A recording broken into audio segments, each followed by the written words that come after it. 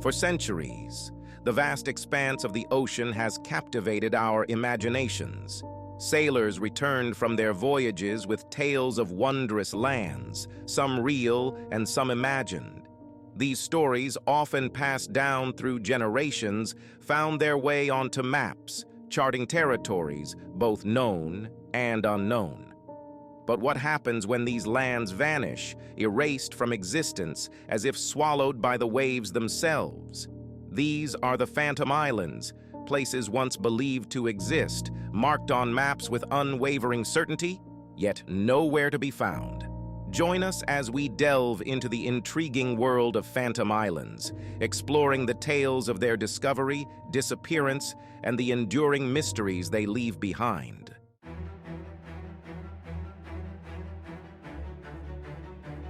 To understand the prevalence of Phantom Islands on historical maps, we must first journey back to a time when cartography was as much art as it was science. Early map makers faced a daunting task.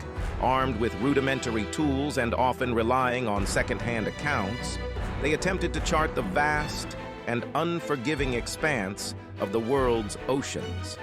These maps, while beautiful in their own right, were often riddled with inaccuracies. Coastlines were often distorted, and islands could be misplaced by hundreds of miles. Each subsequent copy introduced new inaccuracies, further distorting the true geography of the world.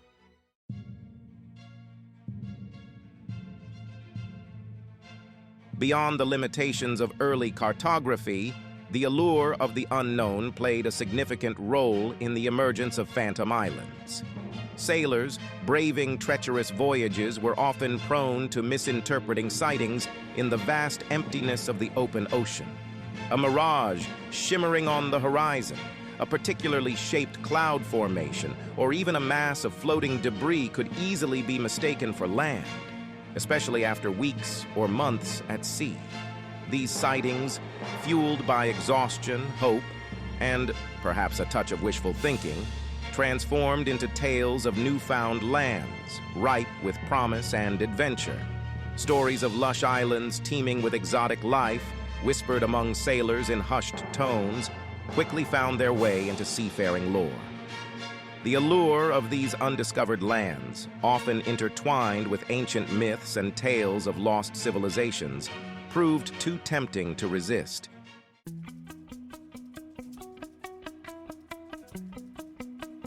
The concept of Phantom Islands also tapped into a deeper human desire: the search for paradise. Throughout history, cultures across the globe have shared myths and legends of idyllic lands, free from hardship and suffering. These tales spoke of places where the land flowed with milk and honey, where the weather was always fair, and where life was lived in a state of perpetual bliss. For many, Phantom Islands represented the tangible possibility of these mythical paradises. The prospect of discovering these hidden Edens fueled expeditions and inspired countless adventurers to set sail into the unknown.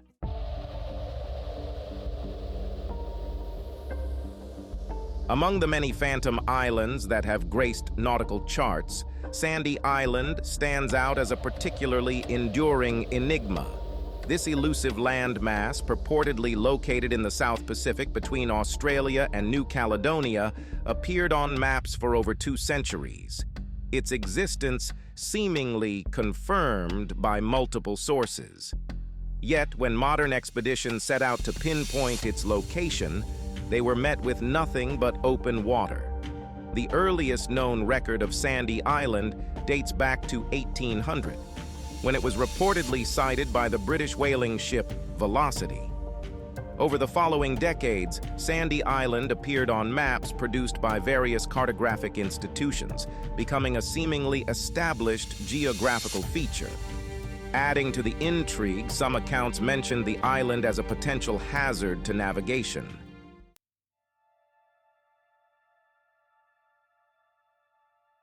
How could an island, charted for over 2 centuries, simply vanish?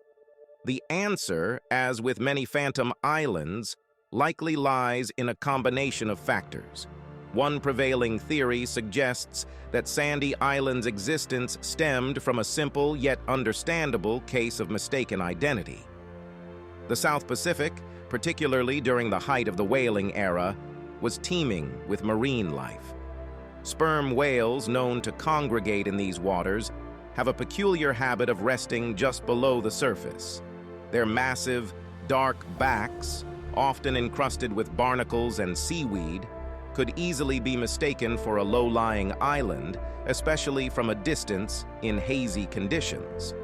Furthermore, the practice of dead reckoning, used extensively in early navigation, relied on estimating a ship's position based on its previous course and speed.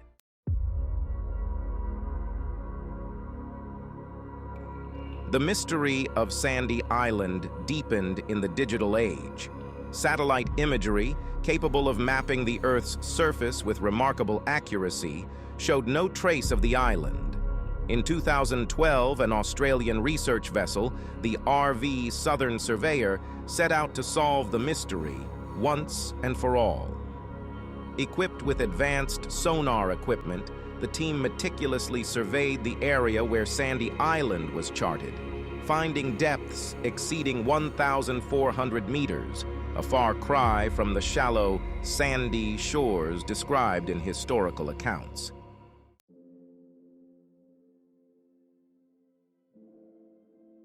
From the mist-shrouded waters of the North Atlantic emerges a tale as captivating as it is enduring.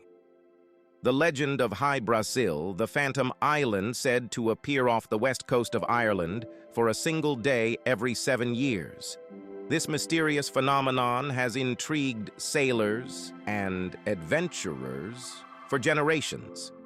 This enigmatic isle, steeped in Celtic mythology and folklore, has captivated imaginations for centuries. Stories of High Brasil have been passed down through oral traditions and ancient manuscripts.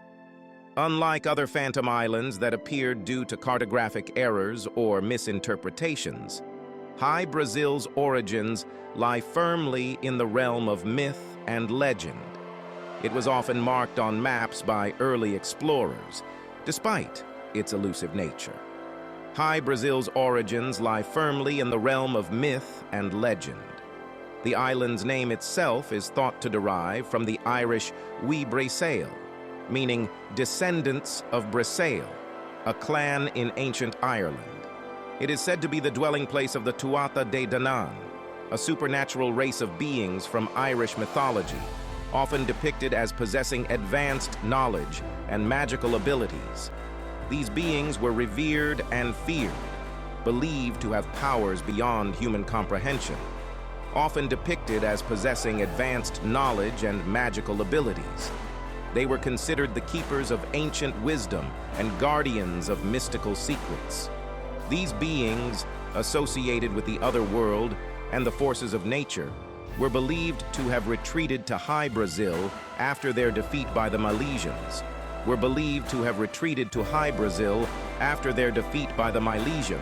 the ancestors of the Irish people. This retreat marked the end of their reign in the mortal world. The ancestors of the Irish people. The Milesians, victorious in their conquest, became the new rulers of Ireland, while the Tuatha De Danann faded into legend.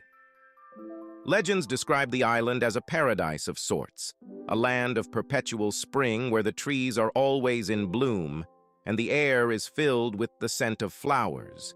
A land of perpetual spring where the trees are always in bloom.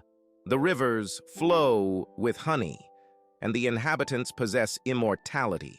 The rivers flow with honey, a symbol of abundance and sweetness, adding to the island's allure and mystique. And the inhabitants possess immortality. This idyllic vision of High Brasil continues to inspire wonder and curiosity, a testament to the enduring power of Celtic lore.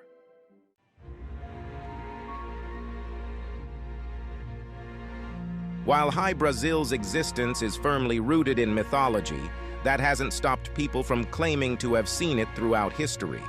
From medieval sailors to 17th century cartographers, accounts of the island's appearance have surfaced time and again, adding fuel to the fire of legend. These sightings, often described with remarkable consistency, typically depict a circular island shrouded in mist, with a towering mountain at its center. One particularly intriguing account comes from John Nisbet, a Scottish sailor who claimed to have landed on High Brazil in 1674. Nisbet's detailed account describes the island as being inhabited by large black rabbits and a wise old man who welcomed him with open arms. The persistence of High Brazil sightings, even as cartography advanced and the world's oceans were more thoroughly explored, speaks to the enduring power of belief and the allure of the unknown.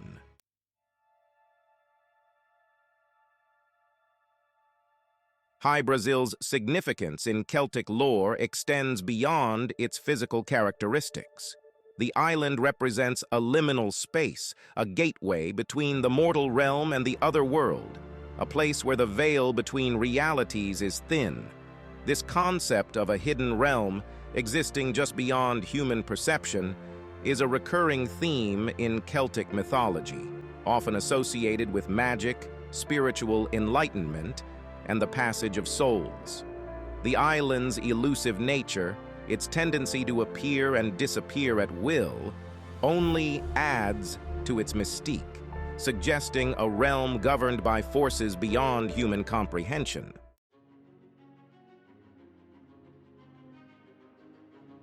Our journey through the realm of Phantom Islands leads us north, to the frigid waters of the North Atlantic, where legend and history intertwine in the tale of Thule. This enigmatic landmass, first mentioned by the ancient Greeks, has captivated imaginations for centuries. Its name synonymous with the farthest reaches of the known world. Thule first emerged in classical literature as a distant and mysterious land, shrouded in mist and legend. Greek explorer Pytheas, in the 4th century BC, described it as the northernmost inhabited region of the earth, a place where the sun barely set during the summer solstice. While Pytheas's accounts of Thule were met with skepticism in his time, they nonetheless sparked centuries of speculation and debate. Over the centuries, Thule's location on maps shifted and morphed, reflecting the evolving understanding of the world's geography.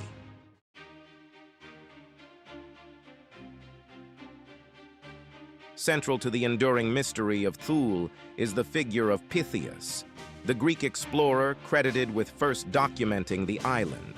Setting sail from the Greek colony of Massalia, present-day Marseille, around 325 BC, Pytheas embarked on a remarkable journey northward. His voyage, undertaken in a single ship, took him along the coasts of Western Europe, pushing into the uncharted waters of the North Atlantic.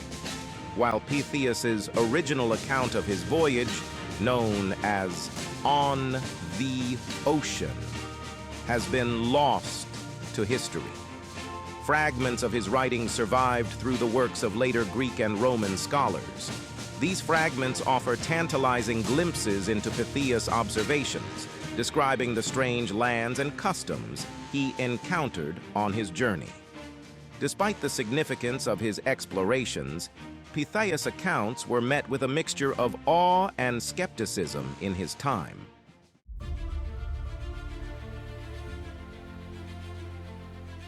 Despite the skepticism surrounding Pytheas' accounts and the shifting interpretations of its location, Thule's legacy has endured for centuries, evolving from a specific geographical location into a more symbolic representation of the unexplored.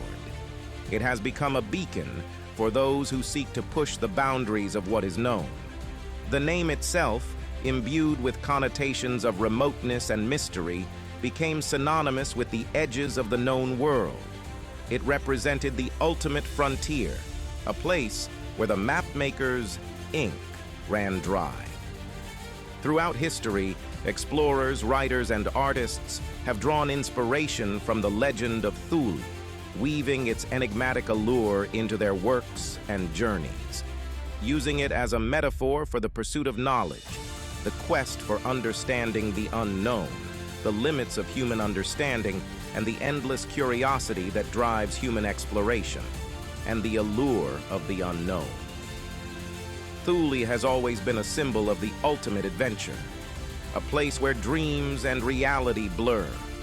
From medieval maps depicting Thule as a circular island at the edge of the world, shrouded in mystery and legend, to romantic poets evoking its mystique in their verses, capturing the imagination of generations, the island has transcended its geographical origins to become a powerful symbol in Western culture.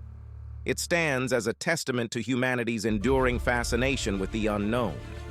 Even in an age of satellite imagery and advanced mapping technology, where every corner of the Earth can be viewed from space, where the Earth's surface has been charted with remarkable precision, the spirit of Thule continues to inspire. The spirit of Thule persists.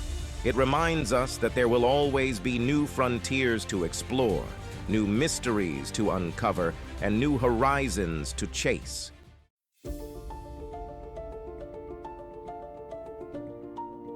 The Phantom Islands, those elusive specks of land that once populated maps with unwavering certainty, offer more than just intriguing tales of maritime lore and geographical mysteries. These islands, often born from the imaginations of sailors or misinterpretations of natural phenomena, were charted with the same conviction as known continents.